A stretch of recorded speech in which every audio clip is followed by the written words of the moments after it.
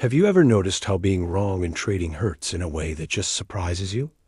It's not always about the money.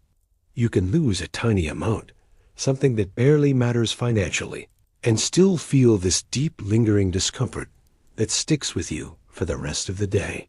Your mood shifts, your confidence plummets, your focus disappears, and suddenly the whole day just feels heavier.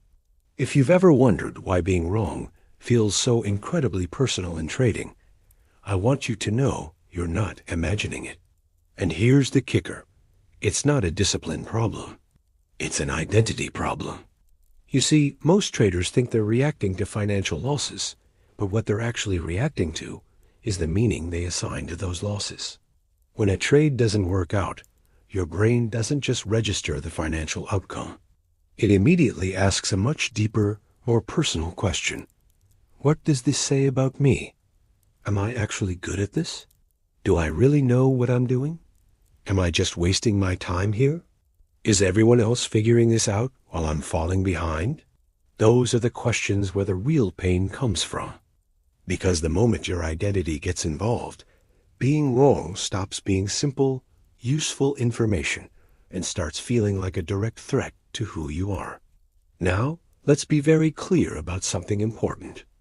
Trading is one of the only professions in the world where being wrong isn't just normal, it's expected. It's a fundamental part of the game. Even the world's best traders are wrong regularly. And yet, most of us treat being wrong like it's a final verdict on our ability, instead of just another data point. Why does this happen? Because over time, without you even realizing it, trading becomes quietly tangled up with your self-worth. You don't consciously decide for this to happen. It's a slow, creeping process. You invest your time. You invest your effort. You invest your hope. And eventually, your trading results start to feel like a direct reflection of you. Wins feel validating, like proof that you're smart and capable. Losses feel embarrassing. Drawdowns feel like personal failures. So when a trade goes wrong, it doesn't just feel like, oh, that trade didn't work. It feels like, I didn't work. And that distinction is everything. Because once identity is on the line, your emotions escalate incredibly fast. A normal, acceptable loss turns into frustration. That frustration morphs into self-doubt.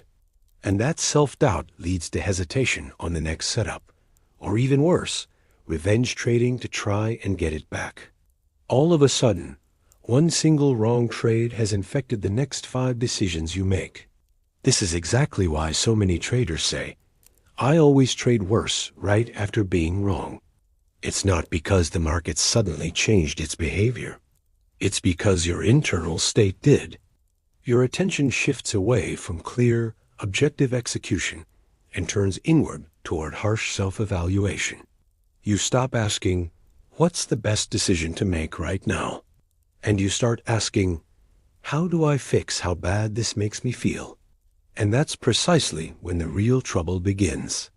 Here's a concept most traders never consider. Your brain is biologically wired to protect your identity long before it protects your money. Feeling incompetent, feeling like you're behind, or feeling inadequate registers as a genuine threat in your brain. So when a trade proves you wrong, your nervous system automatically reacts defensively. You might get angry and slam your desk. You might go completely quiet and withdraw. You might get impatient and force the next trade. Or you might get overly cautious and miss a perfect opportunity. Those reactions aren't random. They are subconscious attempts to restore a damaged sense of self. The problem, of course, is that the market doesn't care one bit about restoring your identity. It only responds to the quality of your decisions. So the more personally you take being wrong, the more your decision-making quality will drift away from what you know you should be doing. Let's slow this down for a second and see how this plays out in a real trading scenario. You take a trade you genuinely believe in. You've done the analysis. It meets your criteria. And then it fails. Immediately, your inner dialogue changes. Why did I ever think that would work? I should have known better. Here I go again, making the same stupid mistakes. Notice how quickly the language turns inward. The trade is no longer just a trade. It's become a story about you. And once that negative story starts playing in your head, all neutrality disappears. You're no longer just trading the market. You're actively defending your self-image. That defense can look like overtrading to try and prove you're right and get a win back. Or it can look like undertrading because you've lost all trust in yourself. Or maybe you start changing your strategy mid-session because you're so desperate to not feel the pain of being wrong again. All of these destructive behaviors come from the exact same place: identity fusion. Identity fusion is what happens when your trading results become direct feedback about your worth, your intelligence, or your capability, instead of what they really are: feedback about your execution within a probabilistic system. And the more fused your identity becomes with your outcomes, the more emotionally volatile your trading will be. So here's the mental reframe that starts to fix all of this. You are not your last trade.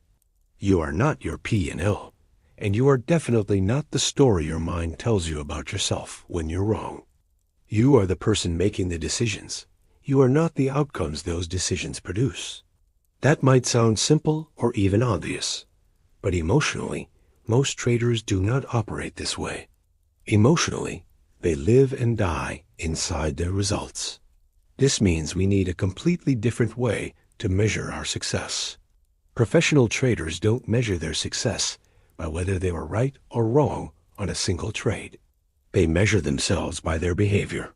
They ask questions like, did I follow my rules? Did I respect my risk management plan? Did I execute what I said I would execute? These questions create a powerful emotional insulation. Because when you start judging yourself on your behavior instead of the outcome, being wrong loses all of its power over you. A losing trade becomes, I executed my plan correctly, and this time, probability didn't resolve in my favor. It's a neutral event. It no longer becomes, I messed up again. Now, this shift takes consistent practice because the brain craves certainty and validation. It wants to feel competent. But trading, by its very nature, doesn't offer that on a trade-by-trade basis.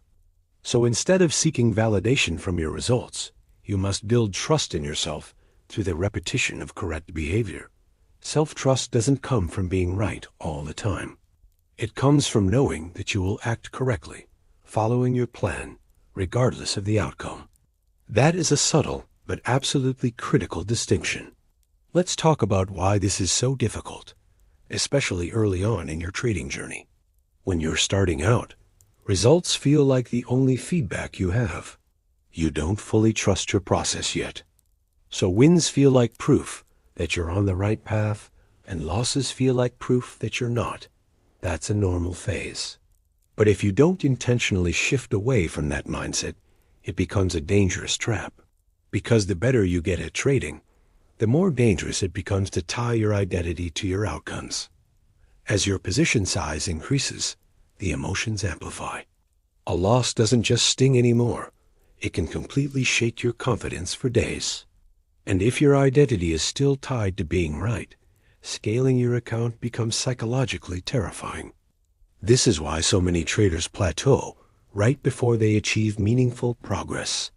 They're skilled enough to know exactly what to do, but they are emotionally unable to tolerate being wrong without collapsing into self-judgment. So, how do we actually fix this? Not with cheesy affirmations. Not by pretending losses don't matter. We fix it with a structured mental reframe. Here's a simple but powerful rule you can adopt immediately. You are only allowed to judge yourself on what you controlled. You did not control the outcome of the trade. You did control your entry criteria. You did control your position size. You did control your stop-loss placement. You did control your adherence to your rules. And you did control your emotional containment during the trade. If you did all of those things correctly, the trade was a success regardless of the profits and losses. This doesn't mean you ignore your results. It means you learn to interpret them correctly. Your results tell you about the probabilities of your system over a large sample of trades. Your behavior tells you about your professionalism in this moment. This is how you build true, lasting emotional stability. Because when being wrong no longer threatens your identity, it no longer has the power to hijack your behavior. You stop feeling the need to fix the day with a risky trade. You stop needing to prove yourself after a loss. You stop trading from your ego, and you start trading from your structure. And here's the quiet benefit that almost no one talks about. When being wrong stops feeling so personal, your confidence stabilizes. I'm not talking about fake, hyped-up confidence. I mean real, deep, resilient confidence. The kind that comes from knowing you can handle uncertainty and randomness without falling apart. That is what the market rewards over the long term. And that's the hidden trader's edge.